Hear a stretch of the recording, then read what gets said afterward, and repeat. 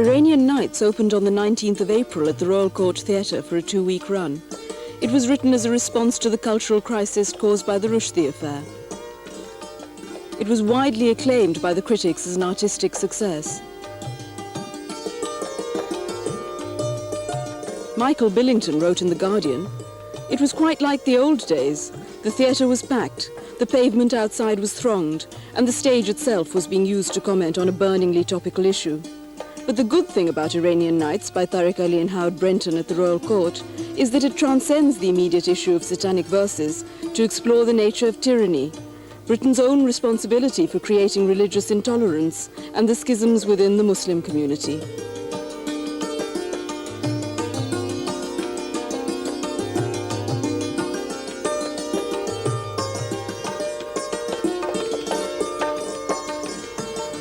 As a result, this special performance at the Royal Court was filmed for Channel 4.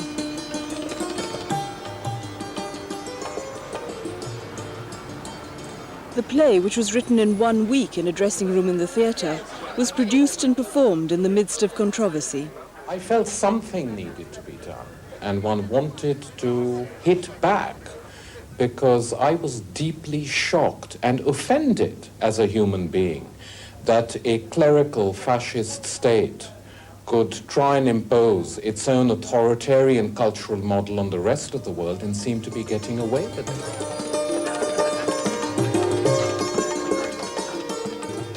We are trying to clear the air and open the window to many people in the Asian community who find the excesses of the fundamentalists amongst them a problem. If you can't do a little play like this in England, if you can't stand up and speak out, then we really are in trouble.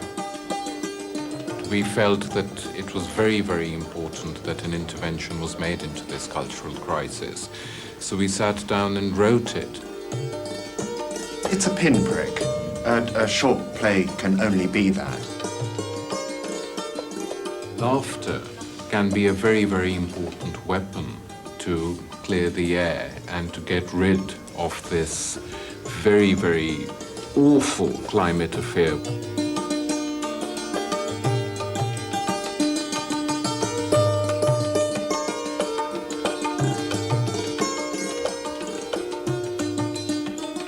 First night responses indicated that the play had served its purpose. It's written in the white heat of anger and rage about the Rushdie affair, but it's also a very satirical play. It's about the double standard whereby we seem quite happy to leave a writer incarcerated. The play was basically courageous, and I think somebody has to stand up. In a very short time, it tried to explain what people in Iran have suffered for 10 years, and also some of the realities that exist in fundamentalist Islam. Realities like the hypocrisy of the clergy, the hypocrisy of hiding inside your house, having one set of rules and having a different set of rules outside. People's hands have been chopped off for writing articles in newspapers.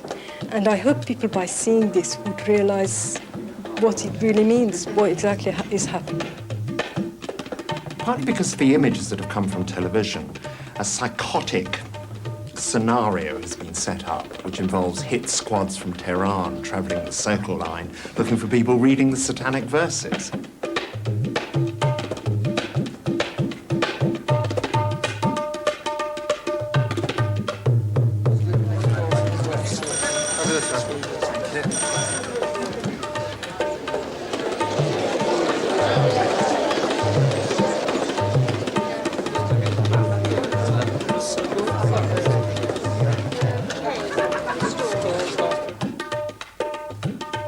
Ladies and gentlemen, would you please take your seats as this evening's performance of Iranian Nights is about to commence.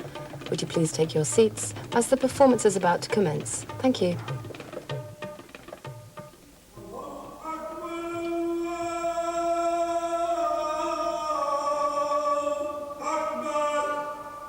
أشهد أن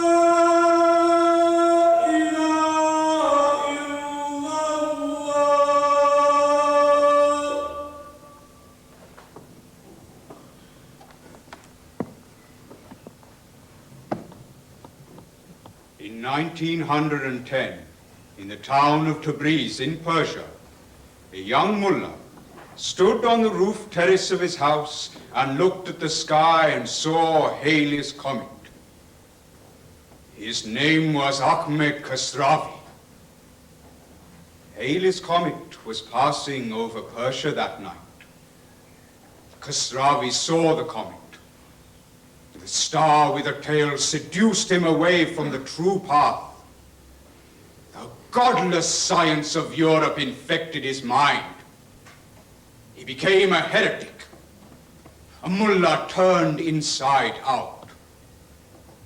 In the language of learning, Arabic, the language of our prophet, peace be upon him, he wrote books. Books which tore at the faith of the Imams. In 1946... Dog! Hast thou forgotten thine own calendar? In 1316, Khosravi the unbeliever was brought to trial on the charge of slandering Islam. The devotees did not wait for the verdict. They shot him in open court. Once death is decreed, God's will be done. So perish the enemies of our faith. So perish apostates. So perish their supporters. Strong stuff, eh? Don't worry. It's not mine. I'm just a poet, earning a crust. My name's Omar Khayyam. The moving finger writes and having writ moves on. Nor all thy piety nor wit shall lure it back to cancel half a line, nor all thy tears wash out a word of it.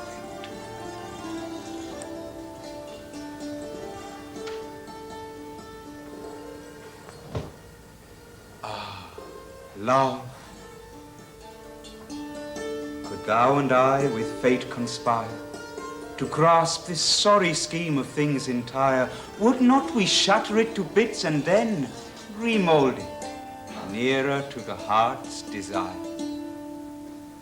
Dodgy, very dodgy. Poems and stories, endless trouble. Witness her predicament. Scheherazade.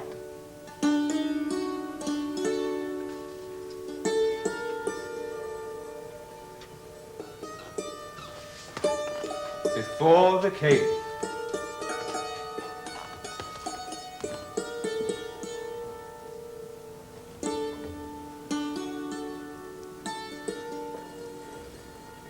Found his wife in bed with a slave, chopped her head off. Been revenging himself against women ever since. Fuck a virgin every night and have her killed, so that no one else can do the same.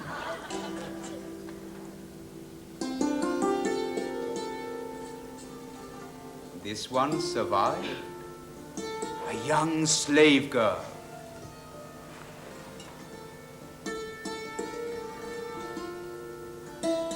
Has to keep a drowsy emperor awake. A good story a night, or else...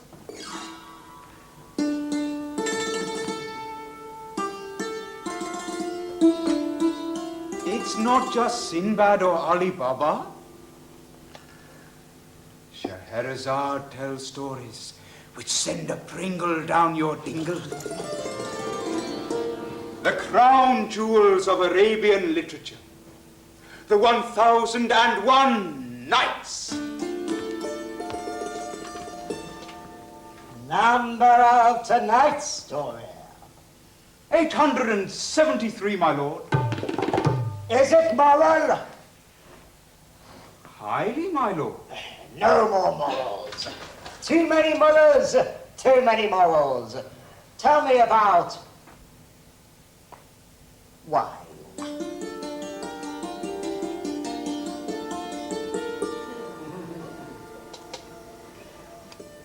how can we talk about wine when the book is so explicit on the subject? It is forbidden, my lord. What about copulation, then? No population without copulation. No copulation without population.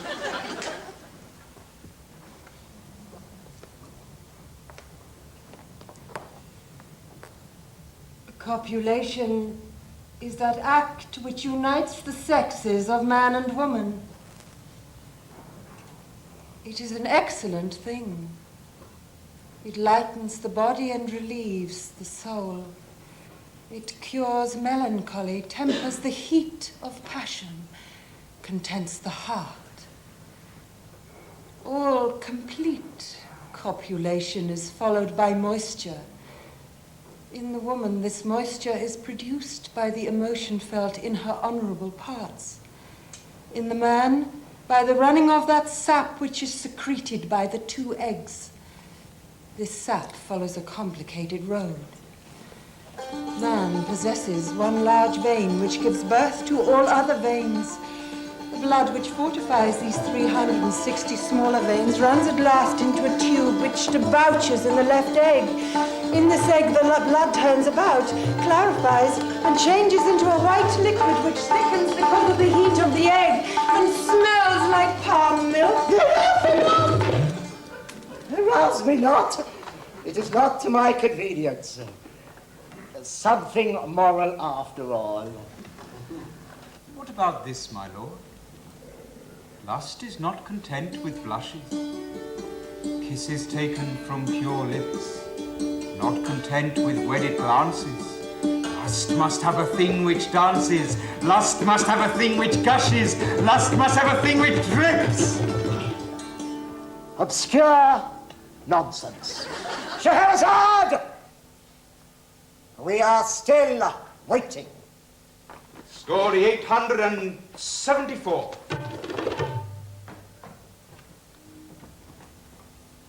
There was once an emperor of Persia, tyrant and torturer, beloved of Satan. Satan gave him all his heart desired. 3 million swords, 1 million crossbows, and 28 Cadillacs.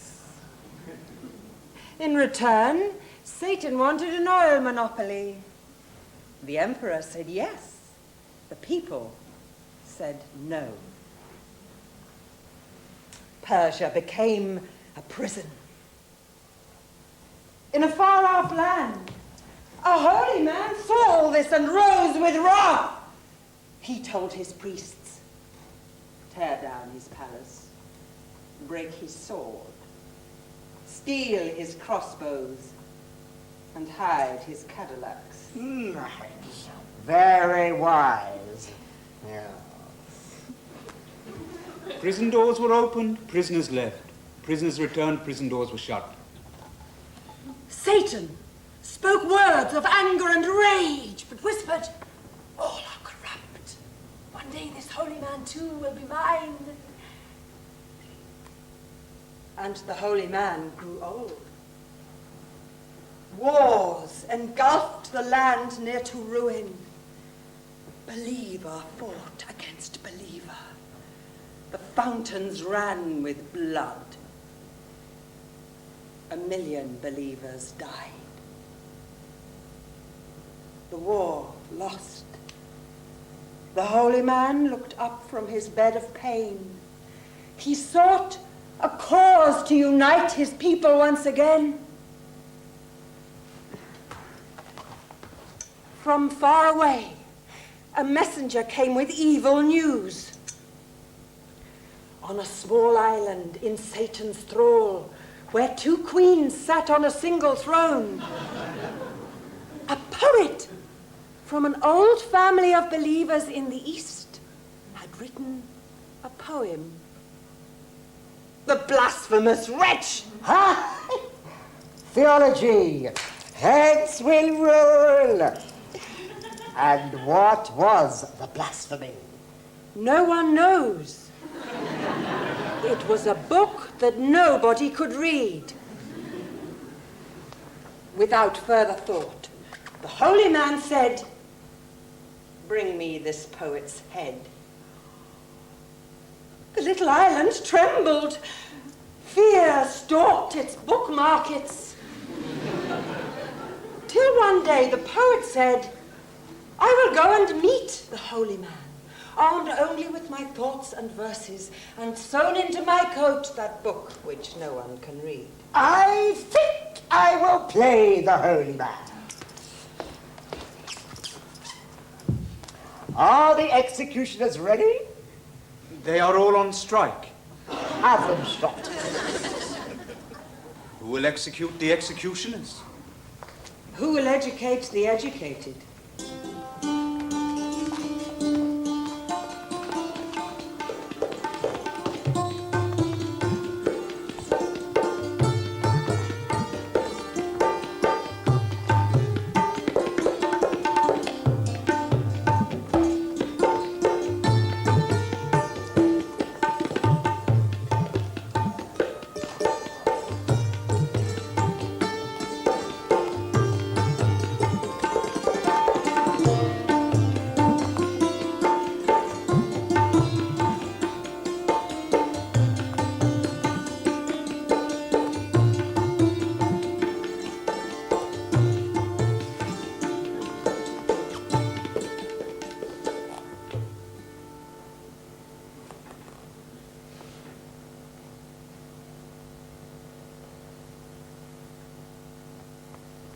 I journey to Persia.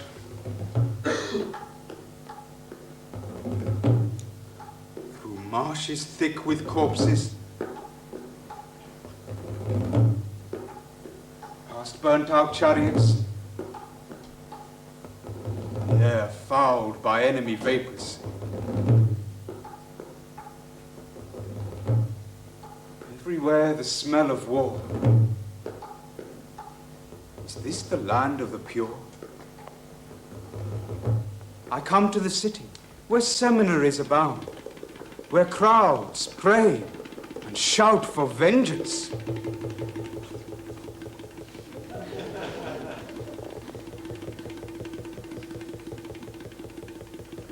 These verses sewn into my coat weigh me down.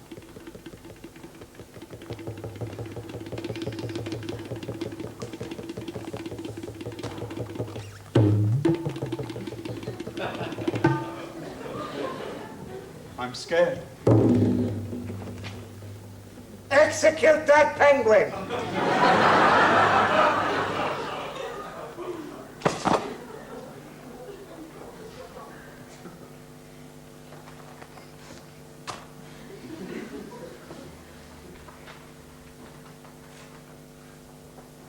I can do nothing for you. I am a simple human being. It is God who has spoken. And the poet tried to remember all the clever things his friends had said to him at dinner parties on that island in Satan's thrall. Heresy!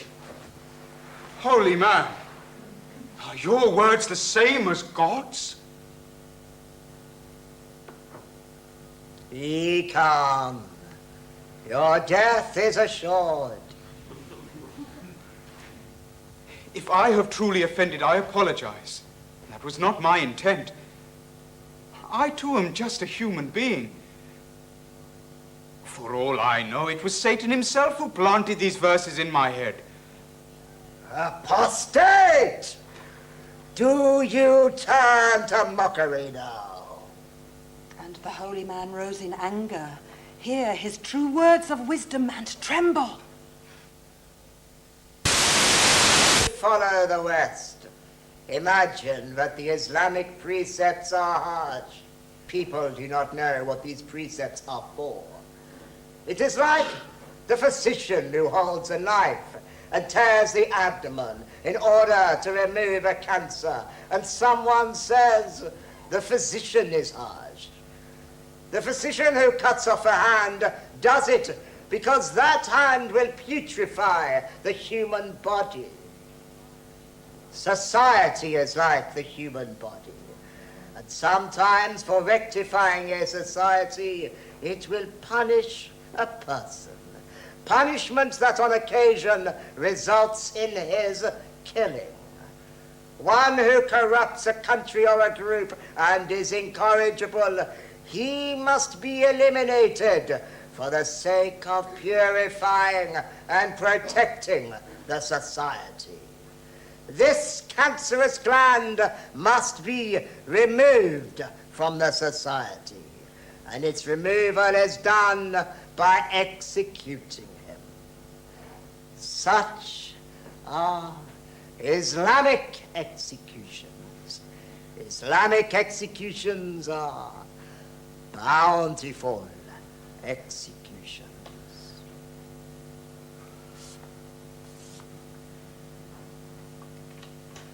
Look, do you mind if I smoke?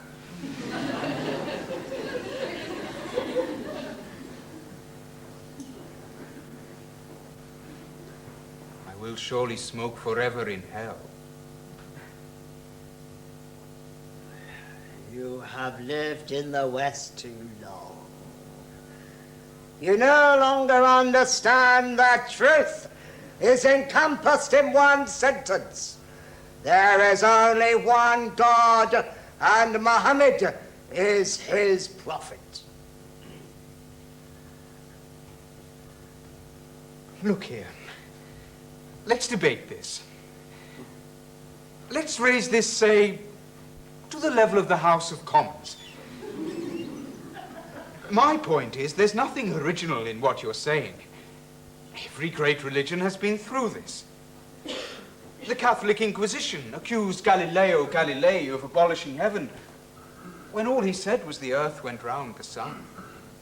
The Jewish elders excommunicated their greatest philosopher, Spinoza, when all he did was pull the wings off flies to see if God would intervene. The Protestant Church was thunderstruck when Darwin abolished Adam and Eve. They have survived and become more human. Why are you holding Islam back? There is enough wealth. Why is your country not the Islamic heaven on earth?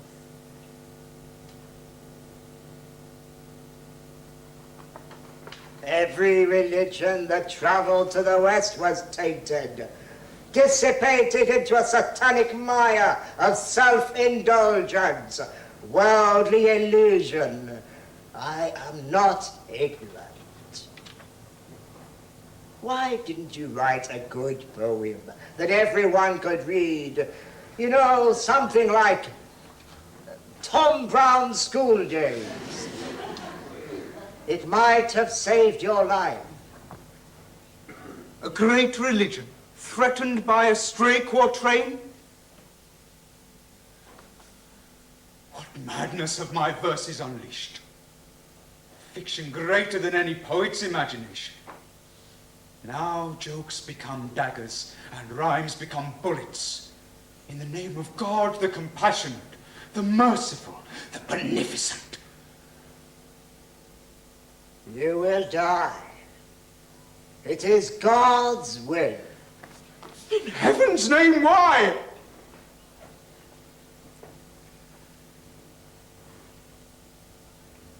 Either choose not to make friends with elephant drivers, or build a house fit for an elephant. What?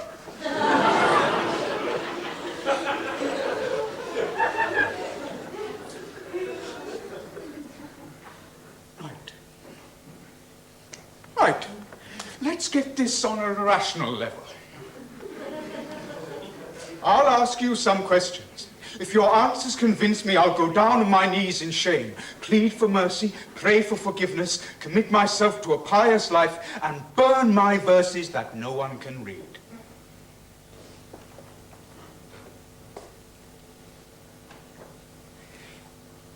Is it, or is it not the case, that the Prophet explicitly forbade the creation of a clergy?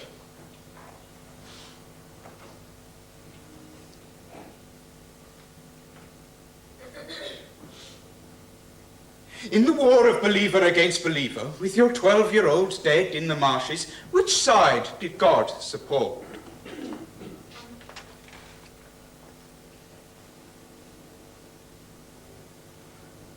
You have said that the man who will kill me will go to heaven. How do you know? Is it not the case that it is God alone who will decide who goes to heaven or to hell?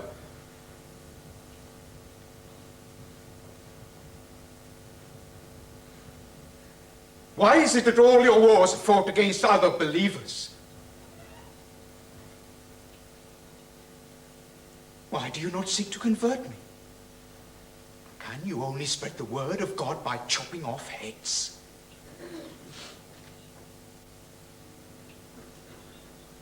At the time of the prophet's birth, was his mother a Muslim? And if you had lived at the time of the prophet, when do you think you would have become a believer? In your last exile, which Muslim city gave you refuge? Do your threats actually have anything to do with Islam? Or is it just the same old story of power, terror, and realpolitik?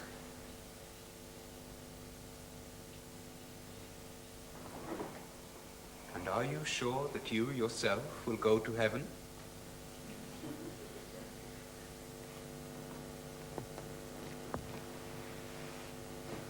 The holy man did not answer.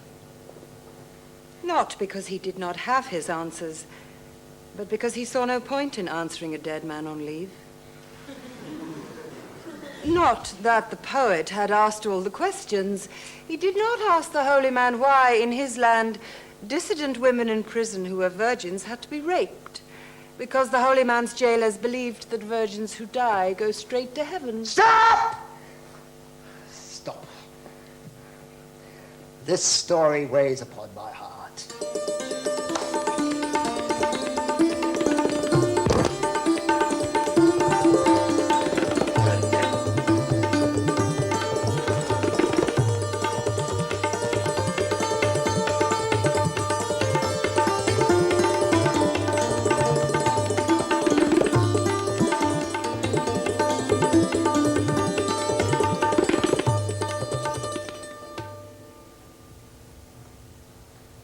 There's only one moral in your story. That the tongue of every poet should be plucked out at birth.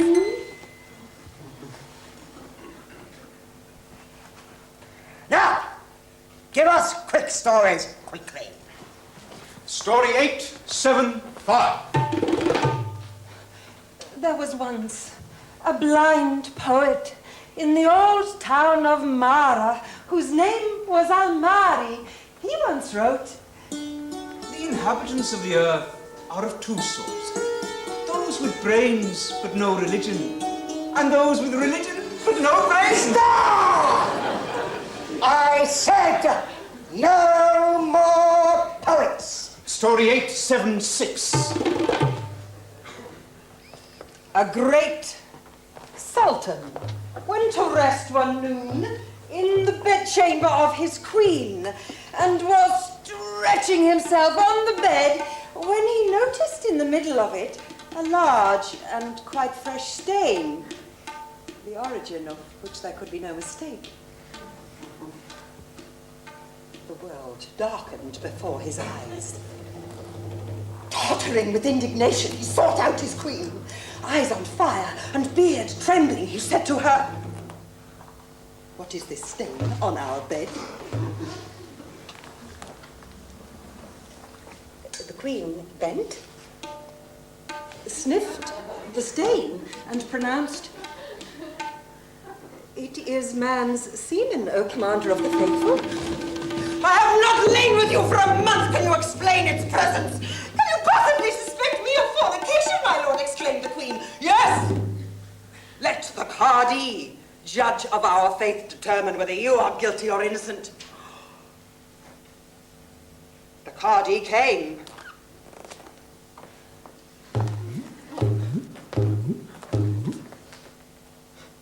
Sniffed the stain, and found himself in a difficult position. A wrong word and the Queen's head was gone. In order to gain time, he looked up at the ceiling and saw the wing of a bat extruding from a hole in which it was sleeping. He grabbed a lance and stabbed the bat, which fell to the bed. Then he said, "Oh, Commander of the Faithful, the books of medicine teach us that bat's semen closely resembles that of a man. The mess was certainly made by this bat as he looked down upon our Lady Queen in her sleep. You see that I have punished his lust with death."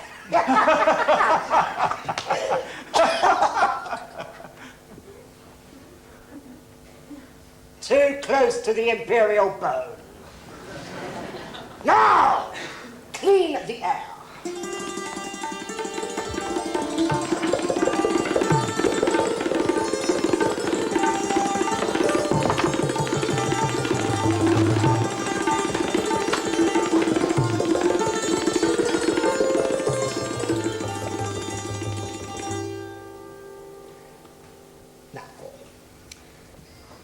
Remind me of the sayings of the Prophet.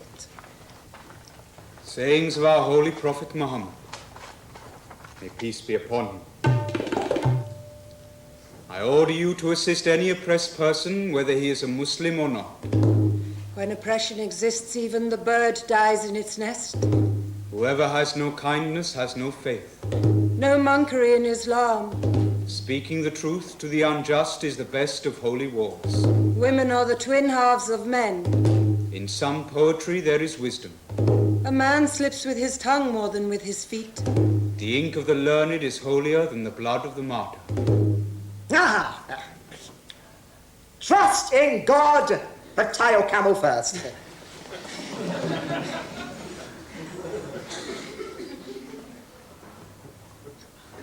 Oh, but I weary of my tyranny, forcing this woman to sing to me. I weary of holy purity in a land of third world poverty. I'll go to the West and be free. Yes, I'll join the immigrants. I'll put on Western pants. I'll enter England illegally.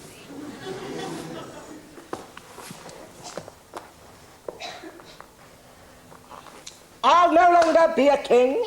I'll have nothing at all. I'll be an Easterner in the West. I'll sweat, I'll save, I'll do my best. As Americans say, suck it and see. I'll live in Bradford, Yorkshire. I'll drink a lot of English beer.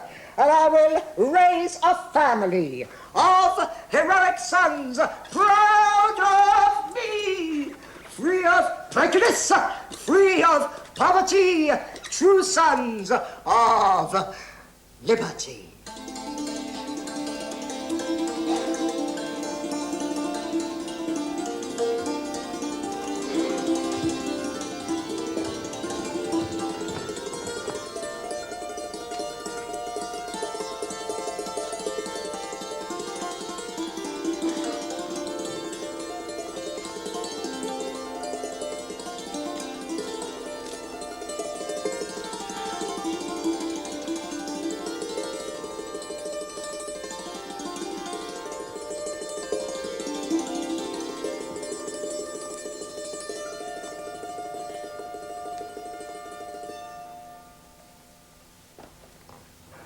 He came in 58.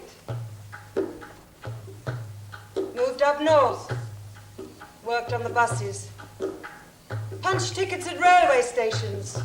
A decent man. Enjoyed his beer and said his prayers.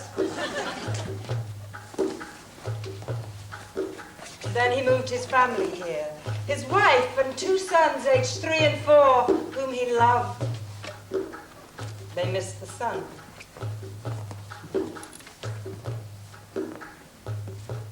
But to his joy, The older one loved his school, made new friends, played cricket, had fun. The father worked hard, saved money. The mother complained.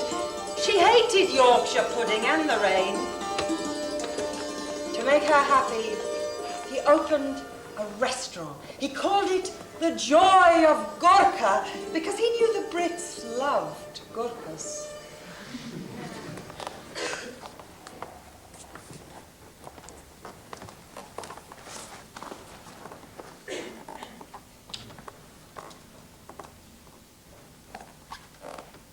His wildest dreams came true. The older boy, brilliant at maths, went to King's College, Cambridge.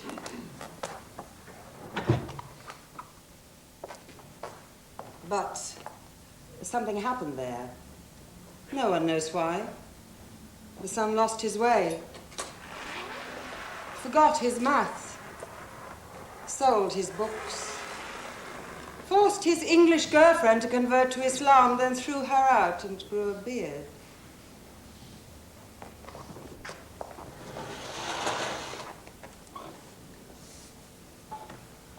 Don't mock the party of Islam. In this town alone, we have 300 members and 2,000 sympathizers. Already they fear us. I know you are angry, but please, understand. My son, I am ashamed when I see you on television burning books. I grew up in Mirpura, illiterate, unread, desperate for knowledge. I worked 14 hours a day and many nights to give you something I never had.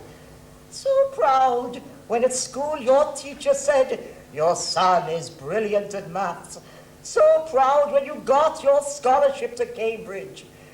Even when you said, Father, do not come to Cambridge, I understood.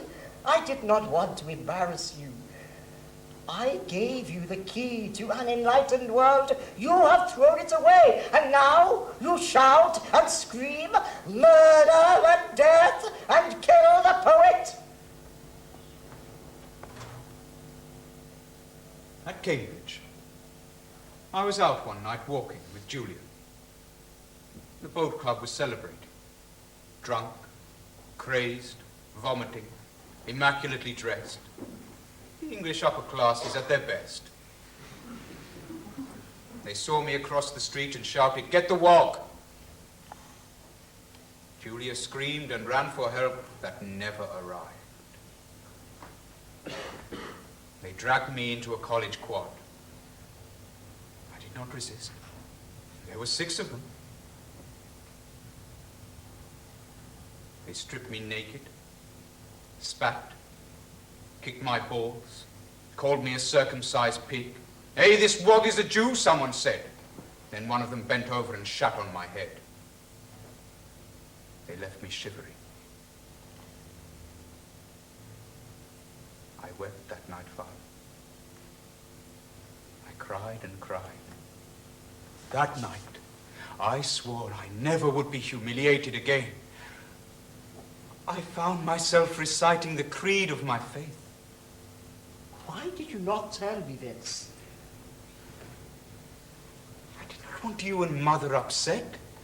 I did not want you to feel that it was all in vain. What did I have to do with the world of Bertrand Russell or Wittgenstein? I had no identity. I was a shivering stranger, beaten and battered. Those verses learned parrot-like when I was a child, now blazed with fire. I threw their books into a college dustbin and turned to ours. I read the life of the prophet. I read the holy book. And I have come to this revelation. This country can be saved. We mustn't despair.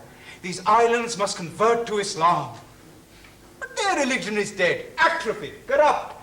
Only a godless religion could make a woman a priest. Do you really mean that Prince Philip will grow a Muslim's beard? That Princess Di and Margaret Thatcher will take the veil? That the Archbishop of Canterbury will climb on top of his cathedral and call the faithful to prayer?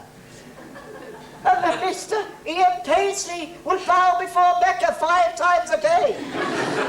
That Mr. Roy Hattersley will agree to be flogged in public for his drinking? And do you think that Mr. Mohammed Yukasi of the BBC will change his name to Mahmoud Hussein and broadcast Friday prayers live from Wembley Stadium.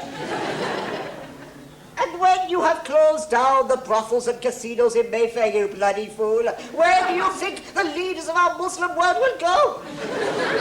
Convert this country to Islam, are you mad? It would be far easier for Mr. Rupert Murdoch to become a citizen of Iran than for this country to convert to Islam. I don't like the pretense behind your beard. I don't believe you. I, too, have been spat on and abused. It did not turn me inside out.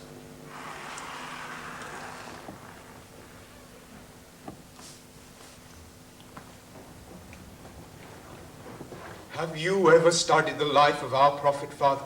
Your prophet or mine? There is only one prophet, Father.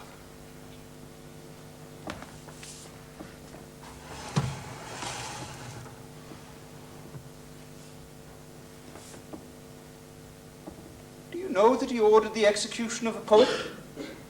A woman? Who will rid me of this daughter of Marwan, he said. The poetess, Asma bint Marwan, had rejected the word of the divine messenger. This is what she wrote about our prophet, Father. Peace be upon him. Fucked men of Malik and of Nabit and of Orf. Fucked men of Khazraj. You obey a stranger who does not belong among you, who is not afraid of Murad nor of Madij. Do you, when your own chiefs have been murdered, put your hope in him?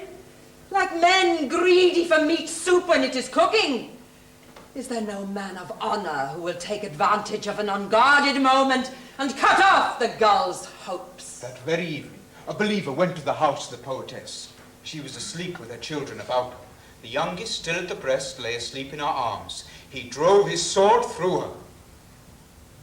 The next morning, he went to our prophet and said,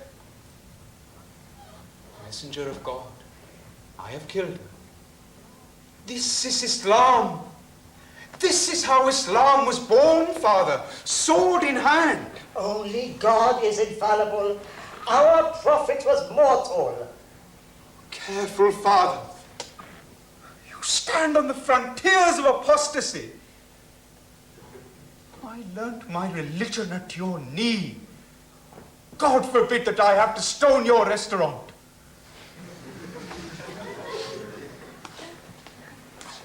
Can't you see you failed? 5 years a Labour councillor, result?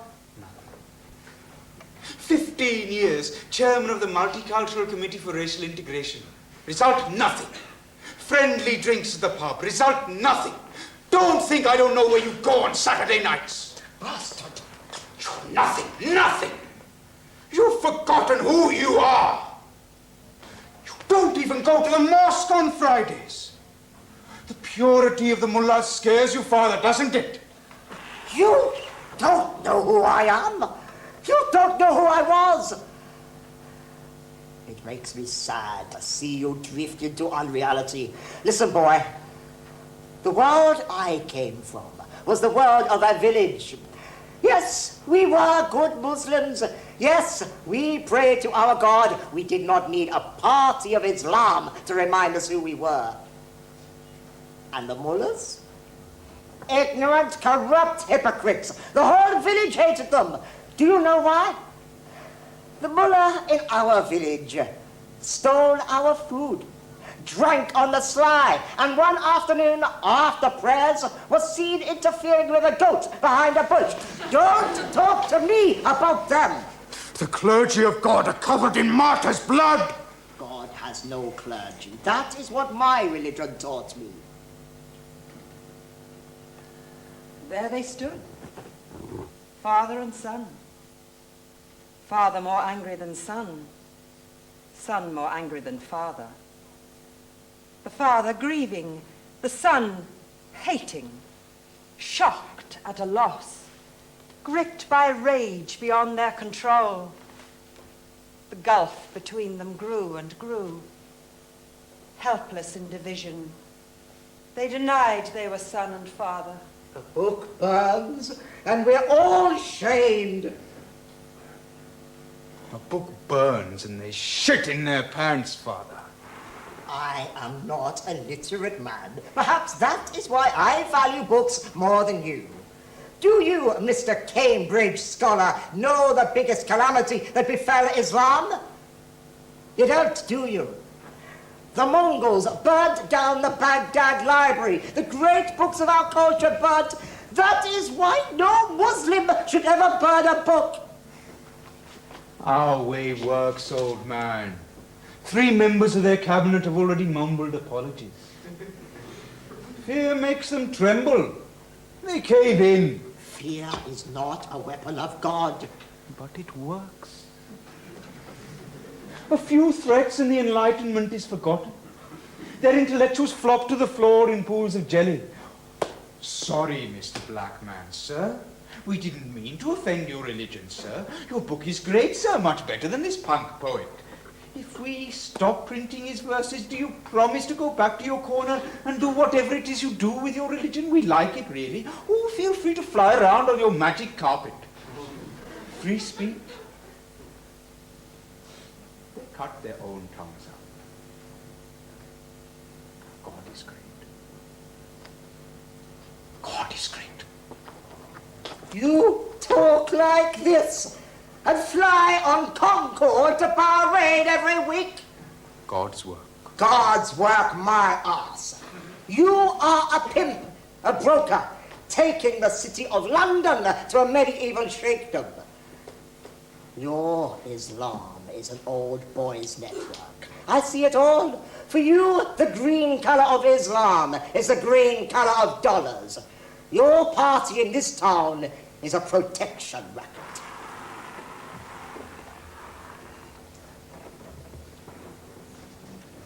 You have crossed the frontier. This is blasphemy. Father, change the locks on your restaurant. Put grills on your windows. And check your fire insurance. Ah! You threatening me?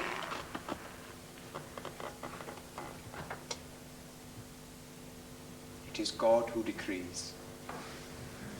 I am just a soldier of Islam. Out! Out of the door! Get out! You are finished for me!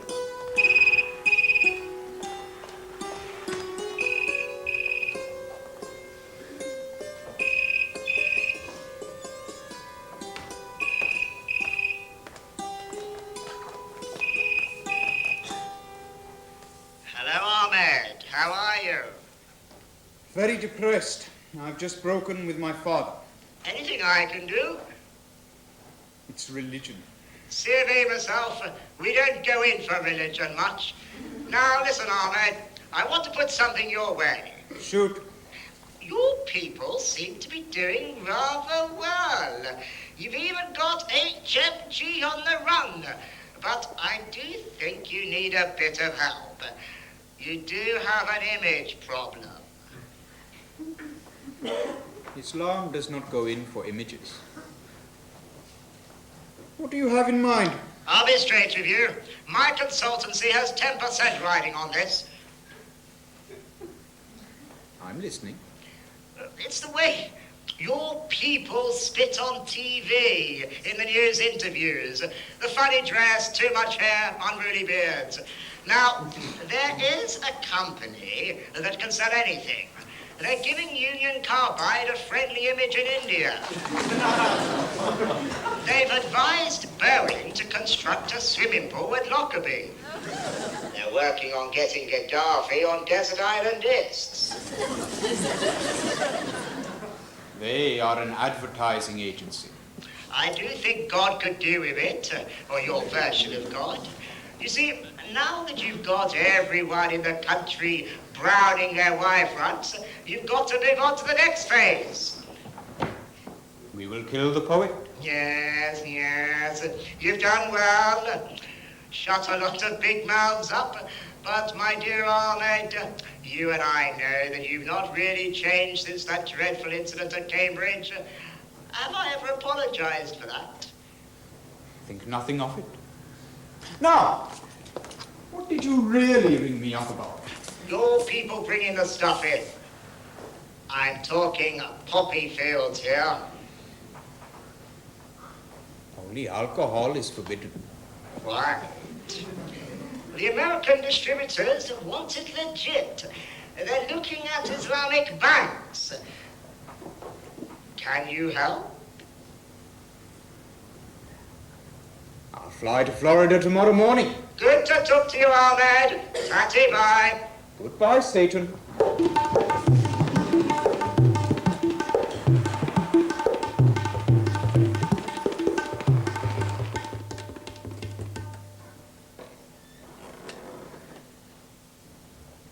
I am told that fear is spread, that the good are beginning to get worried, and cowardice is beginning to eat the soul. The poet's predicament is now the subject of interminable discussions. In chanceries and at dinner tables, New York, Paris, London, Rome, the conversation begins to flag. Will he live? Will he die?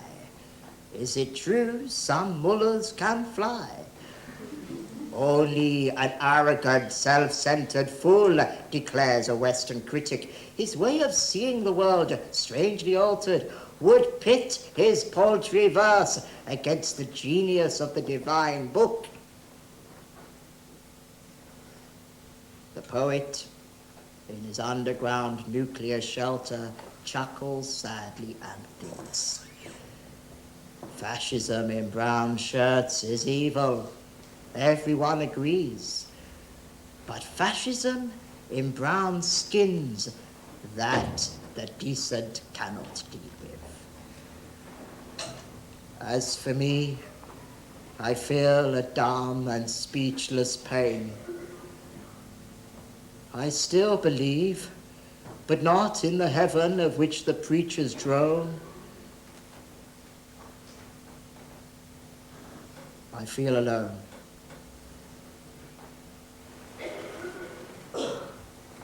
Scheherazade has run away.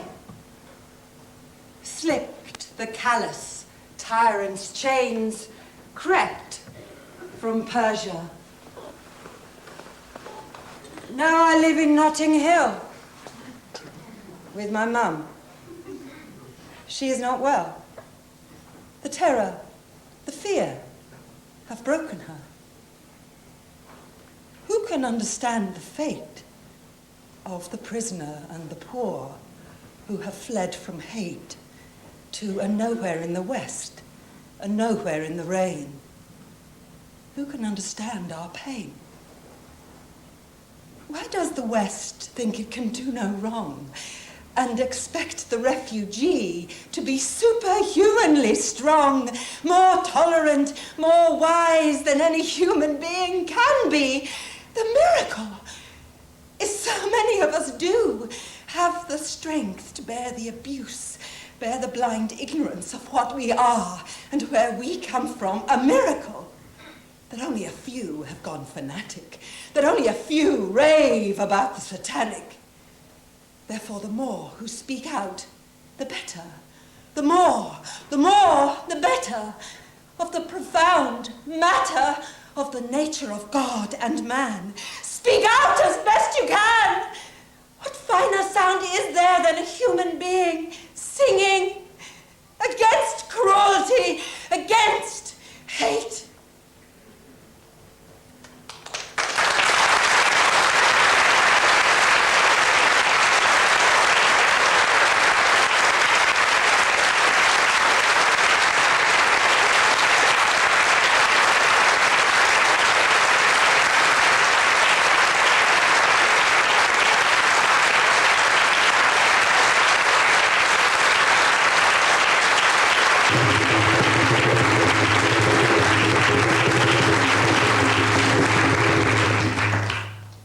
Dante. Christopher Marlowe.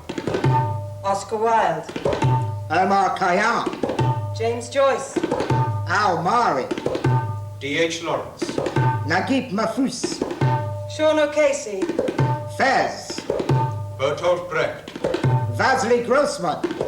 Václav Havel. Salman Rushdie.